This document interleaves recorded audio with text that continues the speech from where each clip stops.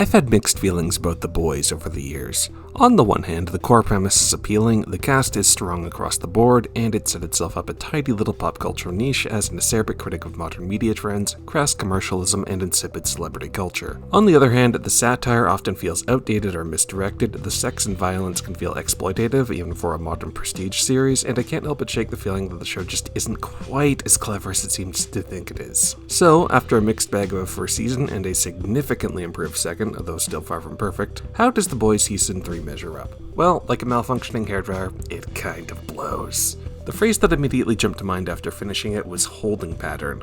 Ultimately, the status quo remains broadly where it's been for most of the series. The developments that shook things up over the course of the last season are mostly thrown out, and character arcs are repeated, drawn out, or just move in circles. To be brutally honest, Season 3 does not really do anything that its previous seasons didn't already do better. It feels like a step back for the series, both in the sense of a decline in quality, and the pervasive sense of been here, done that surrounds the whole affair. I ultimately walked away feeling pretty underwhelmed, and while from the general discourse surrounding things I seem to be the outlier here, all I can do is endeavor to give my honest opinion for all that's worth, not much judging by this channel's non-existent audience. Full spoilers for the entire series are in effect from this point forward. Don't say I didn't warn you, hypothetical viewer who statistically most likely doesn't and will never exist.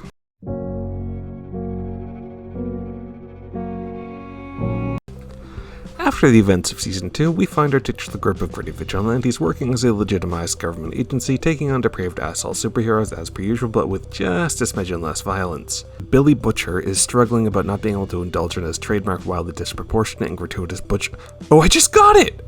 But fortunately for him, the writers seem to be in agreement because a revelation in the first couple of episodes essentially throws all these developments in the trash, and the boys are back to their lawless, ultra-violent antics before you can say blunt force trauma. Butcher renews his long-standing vow to kill resident Psycho Superman stand-in Homelander, and he and the crew set off following rumors of a mysterious weapon that might be able to finally off him. This turns out to be none other than Soldier Boy, an old superhero who's been on the ice for years after supposedly dying decades ago.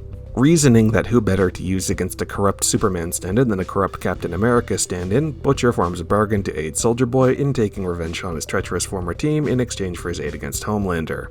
This in turn generates conflict within the group over the morality of working with Soldier Boy given his sordid past, because this is the boys and superheroes are guaranteed to be assholes unless their name is Starlight. Along the way, Annie/Starlight struggles to reconcile her continued presence at Vought, the evil superhero corporation that at this point might as well be called Schmult Schmizni. With the company's ever-increasing villainy, we get backstories for Black Noir, Mother's Milk, and Butcher himself, the Deep and A-Train attempt comebacks, Homelander makes his power grab, some new angles on superpowers are introduced, and Kimiko and Frenchie come to terms with their pasts. Sounds good on paper, right? Well, in execution, it all turns into a bit of a mess. Alright, so my biggest issue can be summed up in one character, Soldier Boy. Soldier Boy just does not work, which is a not insignificant problem because he's the core driving conflict for the whole season. The issue is easy enough to identify too. He's not evil enough. If you've seen the season, you might scoff at this, but I really do mean it. Over 3 seasons of this show, we've seen quote-unquote soups do basically every terrible thing you can think of. Soldier Boy just does not measure up to the competition as he's depicted here. One part of that is that, this being the show it is, the revelation that the idealized patriotic superhero has a sordid past has approximately 0 impact. We've been doing that dance with Homelander since day one. It would have been more surprising if he wasn't a scumbag.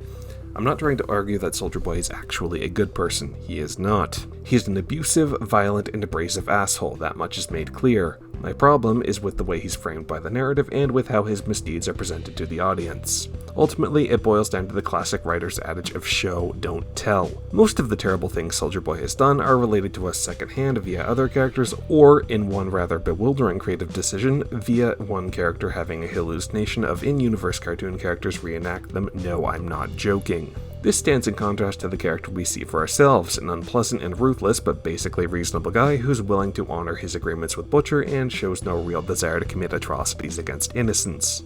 Even the instances where we see him cause tons of collateral damage are shown to be due to involuntary PTSD episodes from his time as a lab rat. What I'm driving at here is that, at least in my view, there is a deep and fundamental disconnect between how the writers intended this character to be viewed and how he comes off in the finished product. I kinda suspect that they may have realized this too, because late in the season it's revealed through a short offhand account from another character, of course, that Soldier Boy is a fraud who never served in World War II, a cringy and slapdash retcon that contradicts both previously established lore and and, basic common sense. Since that's not enough, apparently he was also involved in cracking down on civil rights protesters in the 60s, was part of the Kent State Massacre, killed JFK, and presumably also spent several years stealing Christmas presents from orphans to fund Al-Qaeda.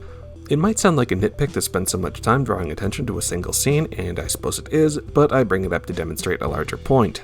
The fact that the writers tried to make him so cartoonishly evil so late in the season indicates to me that they were aware on some level that the character's portrayal did not match the role they wanted him to play in the narrative, and the fact that they apparently couldn't come up with a better way to solve this problem than to shove in some hilariously unsubtle revelations presented secondhand through a character we just met speaks volumes about the quality of writing on display here. It's like they tried to fit a square peg into a round hole and then gave up and made up something about the peg eating roast baby for lunch to compensate. Like I mentioned previously, this is not a small problem. The Butcher-Soldier Boy partnership is the primary driving conflict for most of the season. It's presented to us as this Faustian bargain on Butcher's part, a sign of him crossing a line that the others, save Huey, won't follow him over. But it just falls flat because Soldier Boy just isn't that bad a guy, especially by the standards of this show. Even the biggest revelation about him, that he accidentally killed Marvin's family when the latter was a kid, was just kind of underwhelming. The whole show's inciting incident was A-Train doing something similar, and while he's certainly not a good guy, he doesn't get treated with this level of contempt by the narrative. Hell, we've seen Homelander do worse than that like 3 or 4 times a season, which brings me to the season's climax. At the final showdown, everyone is ready to take down Homelander, but then Ryan, Homelander's young biological son / Butcher's kinda semi-unwilling stepson, it's complicated, intervenes and goes after Soldier Boy. Soldier Boy attacks him in self-defense. Bear in mind Ryan inherited Homelander's powers, making him effectively a walking WMD, and apparently this one act is enough to convince Butcher to throw everything away and turn on his erstwhile ally. I cannot stress enough how much I hate this plot point. First off, putting a child in danger is like page 1 in the Hack Writer's Guide to Emotional Manipulation. Second, there were any number of ways this conflict could have been resolved without letting Homelander off scot-free. Ryan was unconscious, so Butcher could have just grabbed the little shit and pulled him out of harm's way. He could have tried to convince Soldier Boy to leave him out of it, he could have knocked Homelander away from Ryan so Soldier Boy's attack wouldn't hit him, or any number of other options. But no! Immediate 180 with no middle ground. The whole thing just smacks of bad writing, because it's clear that the writers had a predetermined point that they wanted to get to and didn't care whether the path there was logical or in character. The utilitarian in me also resents the fact that Homelander, an active existential threat to the entire human race, is once again allowed to get off scot-free, while the guy who honored his word and doesn't show any real desire to commit further atrocities gets framed as the ultimate evil. The bottom line here is that this finale only really works if you buy into the idea that Homelander is the lesser evil versus Soldier Boy, and as far as I'm concerned, the show completely failed to make that argument. The spectacle of Billy Butcher temporarily teaming up with his nemesis to take down Soldier Boy thus comes off as unearned and illogical. Speaking of Butcher, his character arc is kind of like Karl Urban's accent in that it's all over the place. I'm unpleasantly reminded of The Walking Dead because, much like that show, the boys' idea of character development for Butcher is basically to have him waffle around, making the same mistakes over and over, making an attempt at reforming, only to wind up right back where he started to start the whole process anew. I hate this kind of wishy-washy approach to character. Either develop them in a meaningful way or just leave them static, because this approach of going in circles like a shopping cart with a broken wheel just makes me feel like my time is being wasted. This is most overt with Ryan, who I must admit I am rapidly coming to dislike. Hey, an obnoxious child character mucking everything up. There's another Walking Dead parallel. Butcher starts out trying to be a sort of good parent to his unwanted stepson, but has a meltdown where he tears into him, and then we get the aforementioned scene where he throws away a chance to kill his mass murderer arch nemesis because Soldier Boy bitch slapped Ryan in self-defense. A to B, B to C, right back to point A. To elaborate, as mentioned previously, Butcher starts the season semi-reformed, working as a legitimized policer of superheroes, but almost immediately returns to old habits when an internal revelation renders all his work meaningless. Here we see laid bare a look into the confused morality behind the boys. Butcher, as depicted here, is clearly meant to be a cautionary figure, a ruthless and toxic individual whose relentless drive for revenge hurts everyone around him and whose hatred of superheroes borders on outright bigotry. The other characters are certainly not shy about voicing such sentiments, and it's framed in such a way that this is clearly the view of the writers. And yet, given the chance to all follow an alternative path of Butcher's bloody vigilantism, they reject it immediately. The writers condemn Butcher as a character while contriving a situation where his approach to justice is wholly justified and, indeed, the only thing that can be done. You could argue that the show is making the case that expecting government and corporations to police themselves is futile, but I would counter that A, that's a pretty radical message for a show bankrolled by one of the world's largest corporations, and B, that kind of thinking leads to headlines like Bomber's Manifesto discovered in Shack. No, I think we have once again seen a story falling into the old anti-hero trap, a character that was once the subject of condemnation becoming gradually validated by the writers due to their popularity and marketability. Besides all that mess, we also get a bit of backstory to try and contextualize Butcher's personality, and while I confess to finding it a little bit on the cartoonish side of things, I guess it's effective enough in terms of explaining how he got this way, and I appreciate that they paid off that remark about Lenny in Season 2. Finally, the other big development is Temp V, a temporary version of Compound V that can give adults powers for a limited period of time that Butcher acquires and starts using as a way to even the odds against superheroes. The point is to highlight his hypocrisy and literalize his self-destructiveness. Temp V is later revealed to have nasty side effects, presumably to avoid upending the status quo of the show's world, but once again we run into the problem where this negative behavior is actually crucial to resolving the show's conflicts. Purely on a thematic level too, Temp V bugs me. Surely the core appeal of Butcher and the titular vigilante group was that there were normal people outwitting superhumans with their resourcefulness and guile. Temp V kind of throws that theme away for a few flashy, special effect-laden fight scenes, which strikes me as a poor trade. I nitpick, admittedly, but it did consistently annoy me. I don't have quite as much to say about the rest of the cast. Homelander remains an effective villain via Anthony Starr's now famously creepy performance, but his character arc is largely put on the back burner, save his growing bond with Ryan and a pointless revelation about his relationship with Soldier Boy.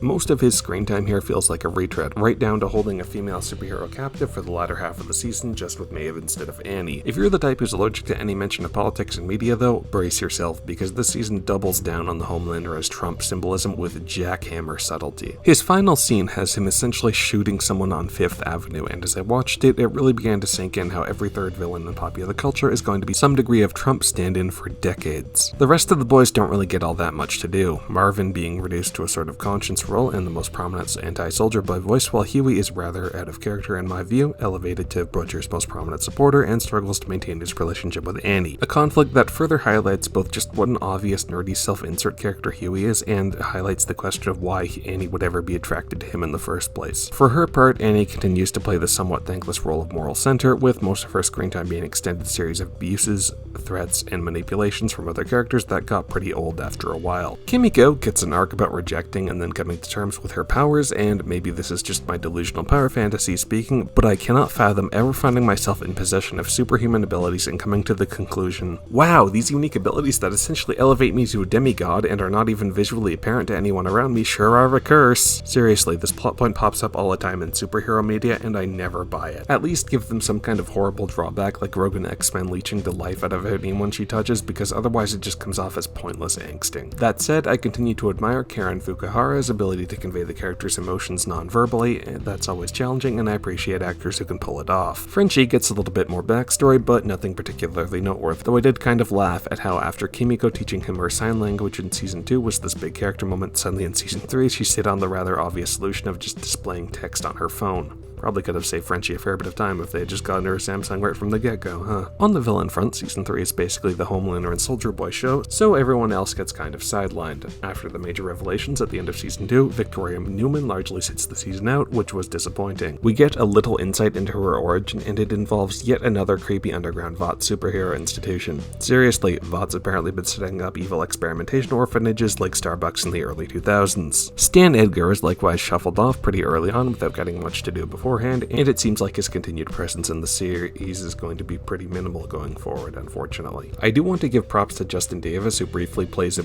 young version of Stan in a flashback and does a spot-on impression of Giancarlo Esposito. It's really something to see. The Deep continues to just be a walking punchline, and I feel like axing the superhero Scientology angle at the end of Season 2 was a waste, because he really doesn't get much else to do besides act as the butt of jokes. A-Train gets probably the strongest material in the season as he grapples with his status within Vought, versus his attempt to actually effect meaningful change as he comes into conflict with a superhero who might as well be named Captain Racial Profiling. He's still a villain, but something about him feels more compellingly human than most of the baddies on The Boys. Black Noir's storyline is probably the most frustrating of the villains. We finally get a backstory for him, and the show spends a lot of time playing up his animosity with Soldier Boy and setting them up for a final confrontation, only for him to be unceremoniously killed off by Homelander for a truly dumb reason before anything can come of it. This ties into my issues with Soldier Boy earlier. superhero. Since Black Noir is shown to be the primary victim of his abuse, wouldn't having them actually square off be an ideal time to show off Soldier Boy's monstrous side instead of having it filtered to us through a fucking Chuck E. Cheese parody? What was the point of all this? I did rather enjoy Payback, Soldier Boy's old team. It's a pretty basic joke. They're basically just parodies of washed up celebrities with superheroes, but it works. It kind of makes me wish the show could move away from the Seven a bit and explore some other teams. Just a quick nitpick though, it did kind of bug me that no one thought of using the Mindstorm's whole mind rape ability set against Homelander. I mean, if it can work on Soldier Boy, why not him? Not a big deal, but I did kind of wonder why no one brought this up. I think that covers most of the meat of Season 3, but I'd be remiss if I didn't also touch on the satire. After thankfully ditching the weird, outdated mid-2000s era social commentary from Season 1, The Boys has pretty clearly staked its claim as a parody of corporate media, branding, and celebrity culture, especially with regard to the cynical appropriation of social issues by marketing departments. Maeve is thrust unwillingly into a role as gay icon, complete with rainbow-themed merch. A-Train tries to launch a campaign for racial awareness, and it all culminates in a beat-for-beat recreation of the infamous Kendall Jenner Pepsi ad. As far as satire goes, it's as subtle as a pie to the face, but I still found it kind of funny. In our current corporate dystopia, where a handful of corporations have a majority share of the entirety of human artistic endeavor and consumption of brands is more and more correlated with personal identity, it's nice to have someone willing to pull back the curtain and call bullshit.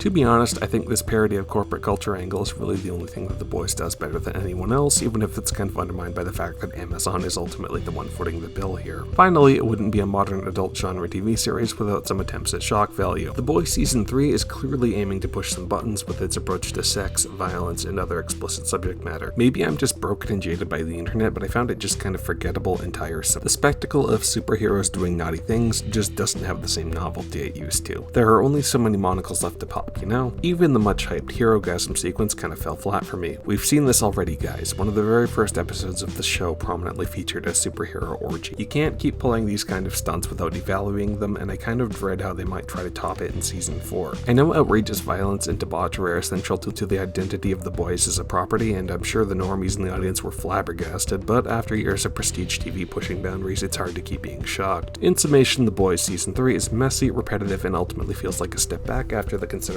improvement Season 2 made.